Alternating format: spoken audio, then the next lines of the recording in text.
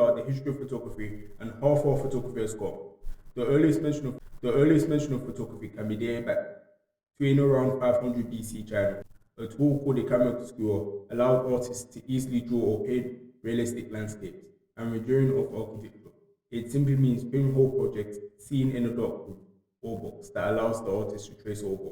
Near the 16th century, the amazing well-known artist, scientist, and inventor Leonardo da Vinci sketched out diagrams and wrote instructions about the camera obscura.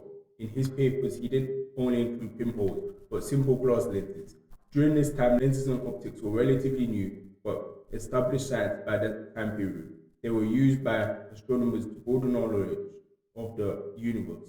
Interestingly, for the history of photography, astronomers also played a role behind the advent of film. In 1604, over 100 years later, an astronomer named Johannes Kepler gets credited with coining the term photograph for a drawing of light.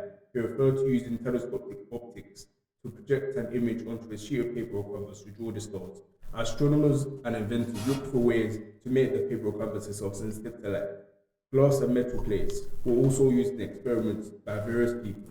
In 1717, Johannes Heinrich Solich showed that a solution of silver nitrate darkens when being exposed to light. The problem now is how to prevent the situation from continuing to darken to light. In other words, how to fix it to the medium. Fast forward to 1827. The first photograph was taken and produced that year. Before that, people had to rely on artists to create photographs. It was just in a series of experiments, but viewed from the window alley glass is the earliest surviving photograph taken by Niels Bohr Niepce. Niepce used a sheet of metal with a film of chemical spread on it. Even though it was light sensitive, it wasn't really very sensitive. It took 8 hours to record the image. Sunlight can be seen illuminating both sides of the building. This is at the point at where the timeline of photography moves rapidly. Different metal plate technologies began to be used by astronomers, other scientists, and a new breed of artist scientists, the naturists. The naturists were usually scientists and inventors themselves, using this new technology to record the beauty of the world around them. In 1839, the daguerreotype was introduced. The popular metal prep process opened this mix of art and technology to the masses. Even though it may have been one of the easier metal plate photographic processes, it was still messy, expensive, dangerous, and very time-consuming. 2 years later, in 1841, optical companies such as Sears, Leitch, and others started to design lenses specifically, where Lander went a step further and introduced a camera for metal plates. In this era, photographers generally used cameras designed and made by themselves, or skilled craftsmen, and adapting lenses made by optical manufacturers to use photographically. Between 1848 and 1865 was when photography was making its way to the news.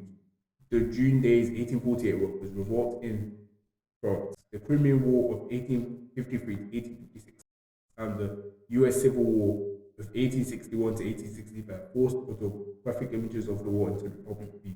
Before news photography existed, journalists relied on written descriptions and hand-drawn or painted images.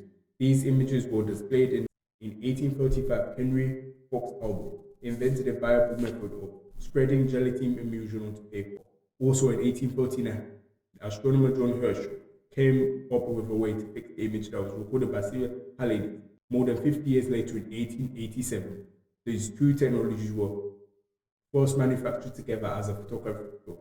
This film could be reproduced in an individual sheets or as a roll. In 1888, Kodak was founded.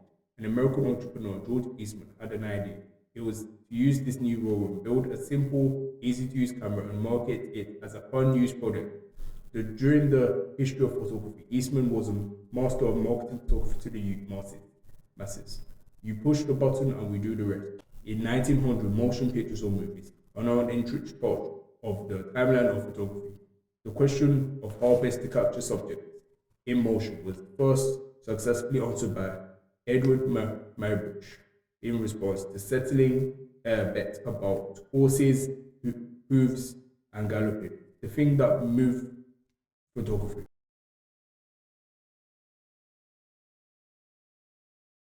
In a short time, cameras and occupying projects were invented to film continuous non-stop motion and display them by means of projecting onto a large screen. Later innovations such as sound recording get added in as well. In 1913, Oscar Brown, an engineer at Leach, designed a prototype still camera that still transported the film horizontally, producing a 24 by 36mm image frame. During that time, the most common formats of raw film was 145 format, also known as 45mm. This was primarily used for motion pictures, but it also started getting spooned into small cartridge for miniature still cameras, as they were called back then. The movie cameras transported 35mm film through the cameras, vertically with an image frame of 18 by 24mm. In 1957, the first eye-level viewing single-lens reflex camera with an instant return was introduced by Aishi Optical of Japan, called the Pentax. 2 years later, in 1959, saw the release of the Nikon M, a professional caliber 35mm SLR camera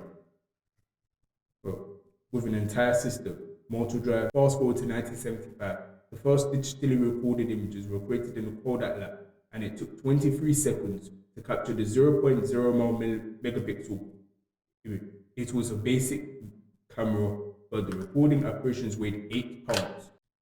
Among the first digital cameras of the 1980s and 1990s were several point-and-shoot style cameras from computer companies and the bigger camera manufacturers. From around 1989 up to the early 2000s, Fujifilm and Kodak collaborated with Canon and Nikon to make digital cameras that fit into what professionals needed. In 1999, the Nikon D1 was introduced. This marked the first time that a major camera manufacturer independently designed and built a camera specifically as a